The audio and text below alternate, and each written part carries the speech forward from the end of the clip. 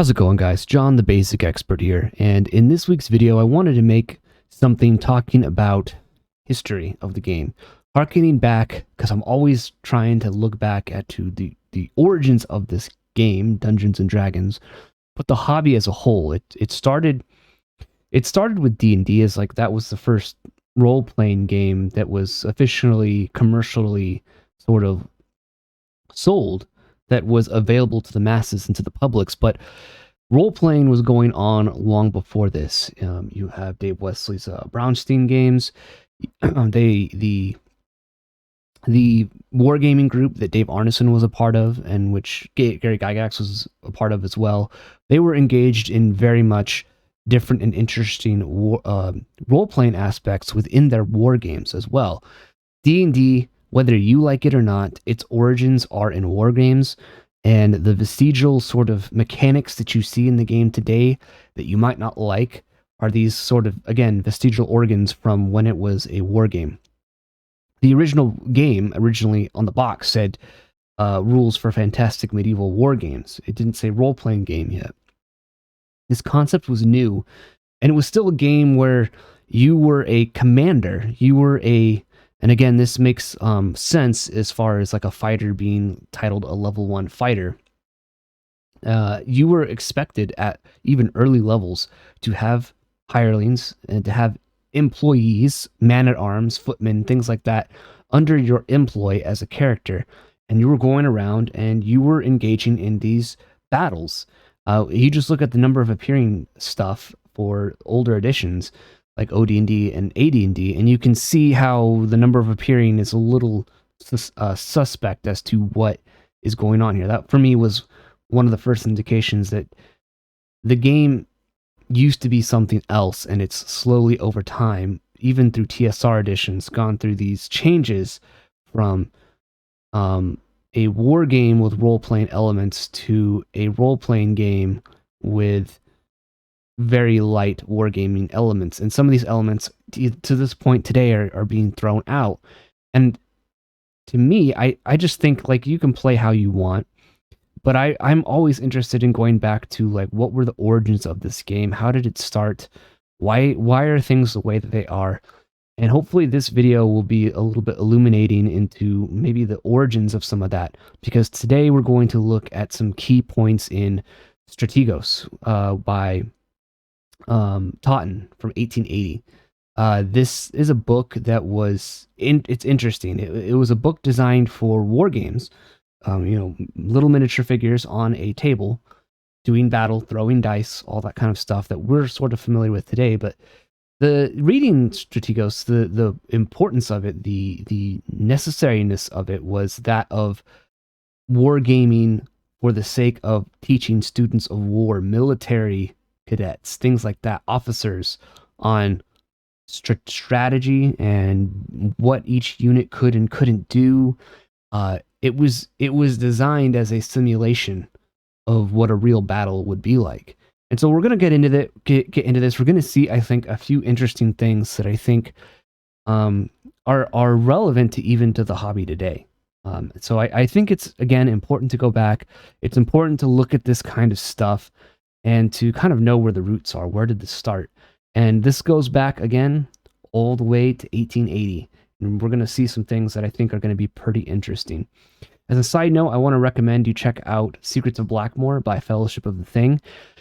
They talk a lot about this. They kind of, give you a brief history of Arneson's wargaming groups and the evolution of the role-playing game as it's sort of evolved. And there'll be a pinned comment down below with a link to Vimeo, or you can find it on Amazon, but Vimeo is going to be the place where they get the biggest cut. So therefore, you'll be able to support Fellowship of the Thing in more by using that link below. So let's dive into it, and let's start looking at some interesting things about what this game is and how it goes forward into the hobby today. So let's dive in. All right, so we're here. You can see this is a pretty crappy scan. If you want to download this, you can just look this up on Google Books. It's free if you want to dive into this yourself. I will say off the bat, just skimming it this afternoon, it's a pretty complex game. there's a lot to this game that doesn't really make sense to me. But then again, I was not skimming it for the sake of trying to learn how to play this game, but more for digging for nuggets, looking for things that I recognized as far as like OSR games are concerned, old school D&D.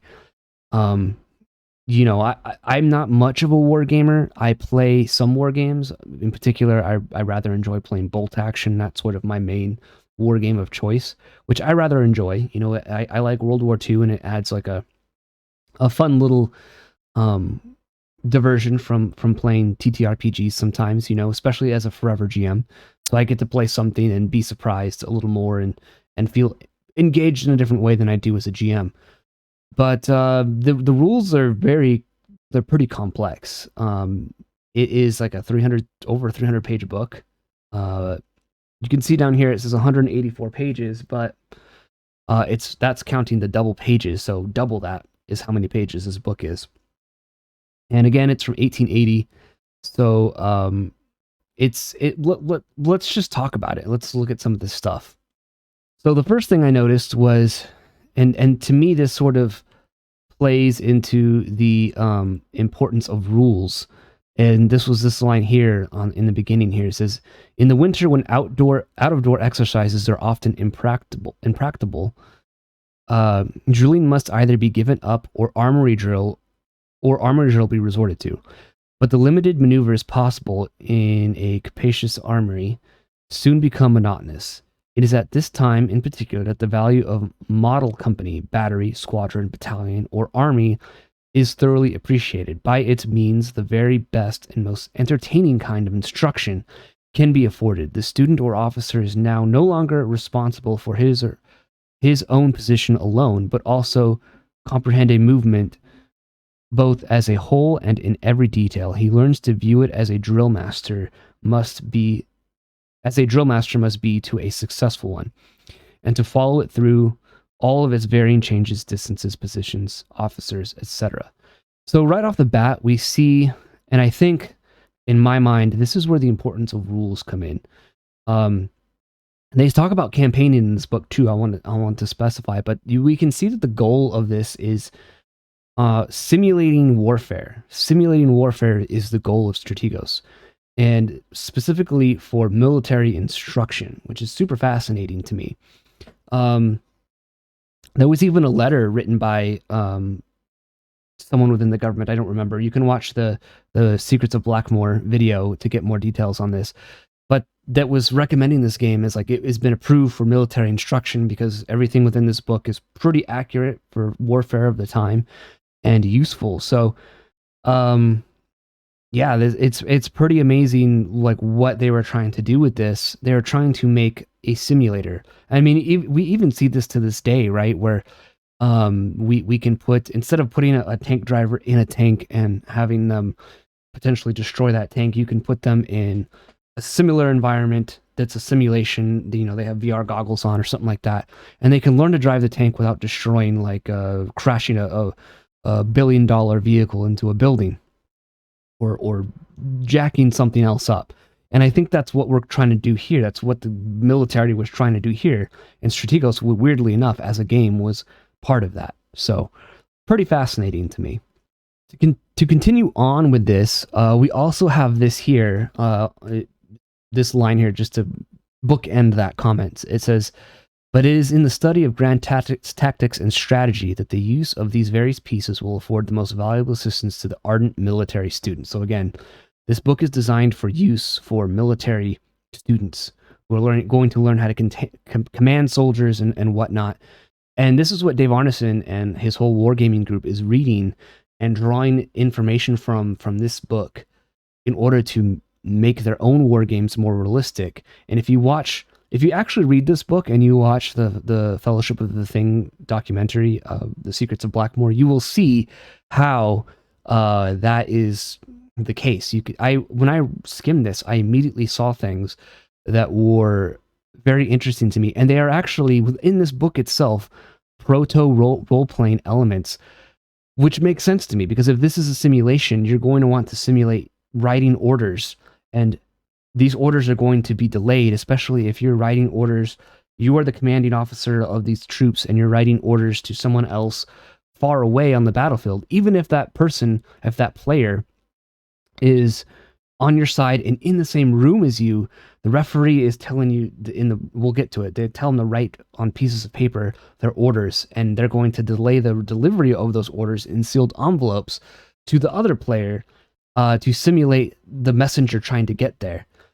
So pretty fascinating to me. And, to me, I see the beginnings, even here in 1880, with military exercises, the beginnings of like Proto role-playing, which is super, super fascinating to me. Here's when we get to another important point. So we've established that this is a game that Arneson and a lot of his group of friends were reading and drawing influence from for designing their own games, their own wargame scenarios, and ultimately for the design and creation of Dungeons and Dragons that would arrive in 1974, and really for Dave Arneson's Blockmore game, which was obviously predates Dungeons and Dragons. So let's read this line here. It says, in every game based upon realities, and especially such complicated ones as those of war, the rules and relations between the pieces, etc., must necessarily be somewhat arbitrary. Nevertheless, in framing the ones connected with the battle game, it has been studied to approach as nearly as possible to the conditions of actual experience. So these rules are designed for simulating real conflict as close as it possibly can. D&D, I could see Dave Arneson or Gary Gygax reading this and saying, I want to make rules that as closely simulate things that could happen. I mean, we can argue whether these rules are in fact close approximations or simulations. But we are trying to you can see that we're already getting the game master advice in some respect here. Even to today, your rules are trying to create a simulation of the world. Now, a lot of people like to throw around this thing of you're too much of a simulationist. I've had this levied at me. I've seen this levied at, for instance, my friend Crossface, or a lot of old school gamers that like to play a more simulationist kind of game. This isn't necessarily a bad thing. This is the origin of the game. This is what it was trying to do. In my mind, a simulation actually makes it more engaging than speaking in funny voices or having the most on-point, amazing descriptions. If that is a piece of the puzzle when we're playing our role-playing games, when we're playing our TTRPGs, but to me, I read this and I see that it's just a piece of the puzzle. The role-playing is a piece of the puzzle. The rules are there for a reason, and they're there to simulate, in a simulationist sort of way, how things would occur and why, and what the average or most reasonable outcome would be in such a given situation. The thing with D&D is it's taking this concept and being like, well, instead of being a U.S. military officer, what if I was a wizard? What if I was a knight? What if I was a thief in a fantasy world where orcs and dragons live? It's simply taking that and extrapolating it to this simulation of what would warfare, what would adventuring be like in that sort of setting. So to me, that's just my takeaway from some of this. All right, let's read this next comment. I think this is going to be, again, another little piece, a little hint of the importance of rules and the goal of this book. And again, keep in mind, this is a book that is being read by Dave Arneson. This is being shared around in his group, and this is the advice that is the progenitor of Dungeons and Dragons. It says, this has been done with a view to making the game as little arbitrary as possible to the military man, and to assisting the student in acquiring correct ideas of the relative importance of the various elements that go to compose an army and their different powers, their different moves, powers, and uses. So again, we want to make this goal here is we want to make the game as little arbitrary, the least amount of arbitrariness as possible. Again, very much leaning into the simulationist thing, which again makes sense. It's a war game. But again, D&D arose from wargaming, and Dave Arneson and again his group are reading this, and they're like, well, what if we took this and we did it in this Brownstein scenario where there's a city and everyone's going to play a certain character? And then even further, what if we took this and we did it in a fantasy setting where orcs and goblins and kobolds and dragons live. You know, what I mean, obviously, it's not going to be as useful for the military man to know how to fight goblins and orcs and dragons and things like that. But it makes for I can see how it makes for an interesting sort of of of of thought experiment that would be the origin of this game, especially side tangent when you're reading things like the pulp stories that a lot of these games are based on too. When you're reading Fafhrd and the Red Monster, when you're reading Conan the Barbarian, when you're reading Edgar Rice Burroughs stories, when you're reading Clark Ashton Smith stories, what I want to simulate that. How would I go about doing that? And so I don't know. It's just, again, an interesting little connection that I feel like I'm drawing. Maybe I'm off base, but I feel like there's a connection here. All right, the next thing that's pretty interesting is let's talk about, the rules and their time, the things that seem to carry over. We're starting to get into that a little bit here. So time is an important part of the game.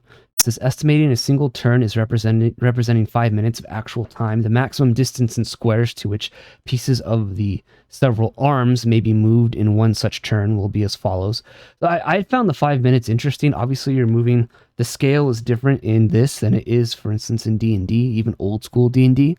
So it's interesting that it's 5 minutes. In Advanced Dungeons and Dragons, it's 1 minute. In original Dungeons and Dragons, it's not clear. So I think you're supposed to use chainmail's time. But AD&D is 1 minute for that whole combat round, that whole turn.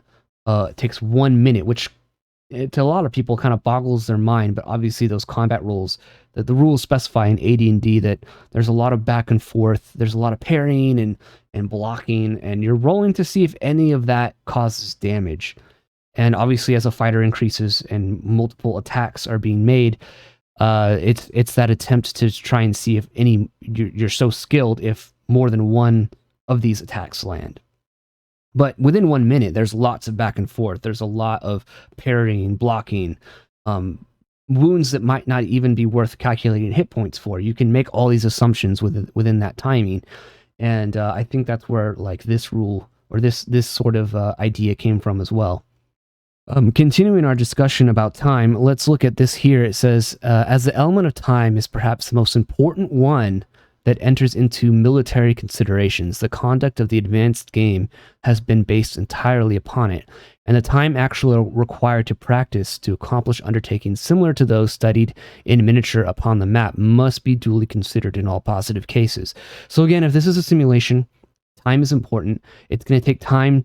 Yes, time is compressed on the game table. A turn is 5 minutes. We're not playing in real, like, it's going to take your troops 10 minutes to march from here to here, so we have to wait 10 minutes and twiddle our thumbs. No, we just say it took 10 minutes. It was 2 5-minute turns to get from here to here. Stuff happens during the meantime.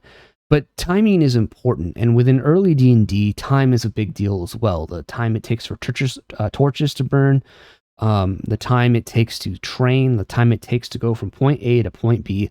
These are all things that I think Gary and Arneson are considering, and a lot of the guys that helped playtest that early game and contributed to it, because they were reading this. And again, this is because it's going for this simulationist thing. I think if the game wasn't intended originally, and again, the game has moved on beyond, it's turned into something new and different, sure. But again, I'm always interested in going back to these origins of what it was and how it was played and the context that was in people's minds at the time when they were playing these games. And in this case, what was the context within the minds of the creators when they were writing this game? What were they thinking about? And in this case, what were they thinking about in regards to time? And clearly, it's there as a simulationist sort of thing. And that simulationist mentality, in my opinion, for me, makes the game more immersive and interesting to me, because it makes the world feel more alive and interesting, because these things matter. Time matters. The things you do matter.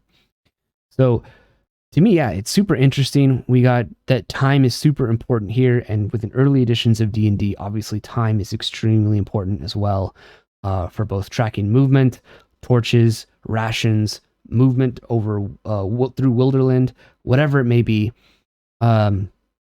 It's extremely important in that regard. All right, this is an interesting thing here that I wanted to read, because I wanted to show you something where I feel like this is something that Dave Arneson and Gary Gygax just lifted straight out of the book here and put this rule directly into original Dungeons and Dragons, which has stayed in various versions of D&D and is used in OSR clones and whatnot up until today. And it has its roots traced back to 1880. So the game is very much based on ratios, and it explains how dice are used in combination with ratios. So let's read it here. So it says, description and use of Table J, employment of dice. The left-hand column of Table J contains various ratios up to 5-1. Along the top line, so we're using D6s, let's keep that in mind, 5-1. Along the top line, the several faces of a single die are displayed, and in corresponding vertical columns, these faces are assigned to one or the other side, as the case may be. The table is so arranged as to give each color a number of faces of the die proportional to its term in the corresponding ratio. Thus, opposite 5-1 on the table, 5 squares are marked 5 and 1, 1. Thus giving 5 corresponding faces of a die to the preponderating side, but 1 to the other, hence the use of the table. Throw a single die once, the word or ratio figure upon the square opposite the ratio under consideration, and the vertical column headed by the face of the die, which turns up indicates the winning side. If such a square is marked 0, there is no decision, and the die must be reconsulted. So, to me, I see this 5-1 thing and rolling a single die, and immediately my brain went to, this is the origin right here. This rule right here is the origin of strength checks on a D6, or rolling for surprise. And, we see this like lifting gates and bending bars. A lot of these skills are on a D6. Was used in BX. This was used in Blueholme. This is used in the clones we play today, like Old School Essentials. White Box Fantastic Medieval Adventure Game, which is its own like clone, sort of updated modern version of Swords and Wizardry, which is a clone of the White Box plus the Greyhawk supplement. Uses it, and it uses it for thief skills. You no longer have the percentile rolls. It gives you a range, a ratio of 2-4, for instance, for thief skills. So to me, this is super fascinating that this is the origin here, in my opinion, of where some of these rules came from. And to me, it seems like Gary Gygax and Dave Arneson just read this rule and dropped it straight into their game. Like, they just took the example and put that directly in there. It's pretty interesting.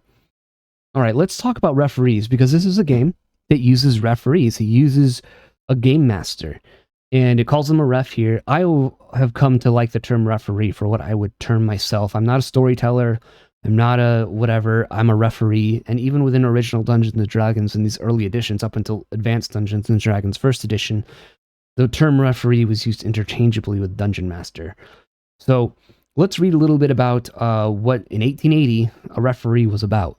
So the decision of the referee will, in all cases, be final and should not be questioned. He should, however, generally conform to the rules and methods herein given, and whenever for good cause he differs therefrom, he should give his reasons.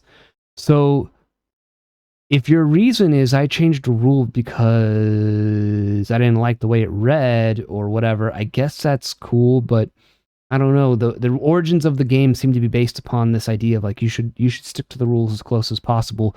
We are trying to be simulationists here in the origins of this game, in this game here in particular, and in the origins of the other games coming into it. So you should try and stick to the rules that are trying to simulate the thing you're trying to do as close as possible. Puts you on the same page as the players, and the referee and the players on the same page. And to me, it makes the game more fair. Let's continue reading here.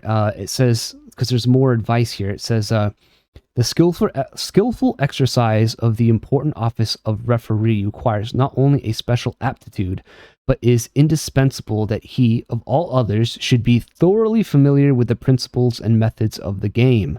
Read your rulebooks. Referee decisions are generally premature, a tendency which must be carefully guarded against. To derive the most good from such a study, the office of referee should be regarded not so much in light of an advisor as an arbiter. He should bear in mind the principle that anything can be attempted. Where have we heard this before? The advisability of an attempt is another thing. So again, you can try it, but you might not succeed. The advisability of an attempt is another thing, and one that is the object of the wargame to make evident to all concerned by results. So when you TPK, it's generally because the players made an ill-advisable decision, and now they know it was an ill-advisable decision. The referee, therefore, should generally require a positive statement of intention as the basis of his decision. The attempt must be drilled, it's hard to read that here, into operation by the player. It is not until then that the referee may properly exercise his functions. He may then duly consider all the pros and cons, losses, tactical, strategical, topographical, and accidental difficulties, etc., must be calculated and explained, and the crucial moment having in due time arrived, as indicated by the circumstances of the particular case, he should make his decision, and if desirable, state his reasons, which, however, etiquette must protect from dispute. So try and lean into that simulationism as much as possible. This is people have an issue, I think, with the way I want to play games. I mean, whatever, I don't really care. You play the game the way you want to play. If you want to play story time, that's fine. To me, I'm here because it's escapism, and the best way to engage in escapism is to simulate this fantasy world, this sci-fi world, this whatever world, as close as and realistically, at least feeling-wise, as possible, and that's what the rules are there for. And so to me, that's why I like the term referee, because I'm trying to do that for the players and for myself, because I like watching things unfold and I like being a part of that. But that's why I play the game the way that I do, and trying to stay as close to the rules as possible, because the rules are there to simulate this thing that we're trying to simulate. And if it's simulated very well, in my opinion, the players will get fully immersed in the game. And then the role playing on top of that is the icing on the cake, the thing that makes it even more immersive, because now the NPC is talking and they can believe that NPC feels like a real person, for example. And then they want to get into their character and whatnot. So that's just my own personal take on that. All right, the next thing I wanted to get into was this concept of what I feel is proto role-playing in this book itself from 1880. And again, it makes sense to me that this would exist in here, as this is used for military training, and you're trying to train officers to be concise, to learn how to give orders, to learn how to interact with other officers, and proper etiquette on the field. So let's read this section, and I think you might see what I'm talking about. So it says, no communication is allowed between parties of opposing sides, except under flags of truce, etc., so parleying between enemies, sent in due form, and such communications shall be made beyond the hearing of all save the parties immediately concerned. So backstabbing, all that kind of stuff, whatever deals you want to make can be made, and you're going to essentially be role-playing out what you want, as far as opposing sides as they parlay with each other. Communication between parties of the same side will be relegated as an actual service. If the parties are at the same point, it is allowable and must be brief. If they are upon different parts of the field or campaign theater, such communications must be sent by messengers, aides, field telegraph, etc. These messages, orders, etc. must be written and concise, and due regard must be paid in their transmission to the actual distances and thus to the time necessary for their transit. The referee will in all cases be the medium of such communications, and after they have been transmitted and executed, they shall be returned and filed with him for future reference. So, to me, that's pretty interesting, and if you've watched the Fellowship of the Things documentary, The Secrets of Blackmore, you can see that this is where their group, I believe, got the idea of doing this. They were engaged in Napoleonic warfare, for example, and different rulers, different commanders, they would take on lots of different roles. They would write letters to each other, and they'd hand them to the GM, to the referee, and that referee would, at a certain point when he felt like it would arrive, would deliver it to the opposing player. And they were playing an always on game, it sounds like, too, where they would call up Dave Arneson, whoever the referee was, and ask him, like, I want to tell so and so this, or I'm going to deliver a letter to you that I want you to give to so and so, my enemy, or to my ally. I want to deliver some information to my allies, but maybe the ally is a few days away, but also you're talking to another dignitary, so you need to write in such a way. And again, if you watch the documentary, you can see that they were referring to each other as to their titles, and were trying to, through writing, I guess it was the first like mud role playing, text role playing, were role playing via their letters, which is super fascinating to me. And I believe it comes from this little segment here is where it comes from. Super fascinating to me. All right, let's look at more referee duties here. The referee now decides upon some military problems. So this is after the players have, like, this is a method for conducting the advanced game. And so, the players pick their sides, they put their troops out. The referee now decides upon some military problems, such as the conduct and defense of a siege, the advance upon a protection of some strategic point, a campaign battle, skirmish, etc. This is published in general terms to all the players. So, like, these objectives are, I think, written and given to the players. He likewise prepares the commander-in-chief of each side a set of written instructions giving the number, character, and original dispositions of his forces, setting forth in concise terms the object he is to strive for, and giving such general or specific information concerning the other side as may not already have been expressed in the terms of the general problem, and as he may think proper to impart. These instructions are separately sealed, put in envelopes, and given in charge of the assistants. So you can see there's lots of different role playing. And again, this is a very much, in my mind, like a simulationist sort of thing. And to me, it shows how simulationism, in the case of war games here, can make it feel very real and engaging. This is something that we can do in our games now. We do this now too, where GMs like to make like a map and tea stain it, and give it to the players, or they'll make some kind of artifact out of clay if they're, you're playing a Call of Cthulhu game, and they make some like totem or idol out of clay and bake it and give it to the players. Like, here's the artifact that you find. Having that physical thing, that thing in their hand, is oftentimes instantly immersive, because they can feel it and touch it, and now they have this visual thing here that they can grasp onto, they can look at, and it makes the world feel more alive. And in the case of these military students, it makes them feel like they're more prepared. Again, this simulation for the job at hand of what they're going to be doing in their military careers.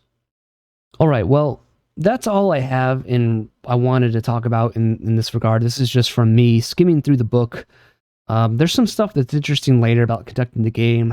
Pretty much Fog of War was a big deal with this. There was generally 3 maps, so one for either side of players, and then a master map for the referee. So that, that's pretty interesting. We see somewhat of that today. I mean, D&D isn't generally though it can be, especially as you get into domain play and whatnot, it can be a competitive war game at that point. But which is really cool to me. With something that's totally lost on a lot of people today is just jumping in and out between like lower level parties and controlling your domain, going to war, and how it can shift between this like cooperative, but also then combative or competitive game as well. The bones of that are there. But this is just what I got from my read through. I think it's pretty interesting. Most interesting to me was finding that D6 like skill test thing, pretty much where that came from. Pretty sure it came from that. I mean, this is from 1880. We know that they are reading this and referencing this and being inspired by this book and this game. So to me, it makes sense that they would read that and be like, hey, that works really well for like bending bars and lifting gates, or being surprised, or all of that kind of stuff. So I find that pretty fascinating and interesting. That's going to do it for this video, though, guys. If you want to, again, read this book yourself, the scan isn't great, but you can get it for free on Google Books. It's a free download. You can just add it to your library and start reading it. It's pretty interesting. I think it's an interesting little artifact of history, and I don't know. I think there's maybe some things still here to pilfer, at least insofar as context, right? What was the context that the Blackmoor campaign was played under? What was the context that early testing of original Dungeons and Dragons was played under? I think that these are important questions to ask because that shows the original intention behind the game. And I feel like some of this was kind of illuminating to me. Hopefully it was to you too. So if you like this kind of content, like, subscribe, share. You can support the channel here on YouTube. You can support on my Guilded server or on Subscribestar, your choice. And I will look forward to making the next video discussing old school gaming with you guys and just love of talking about the hobby. So until the next video, guys, I'll talk to you later. Peace out.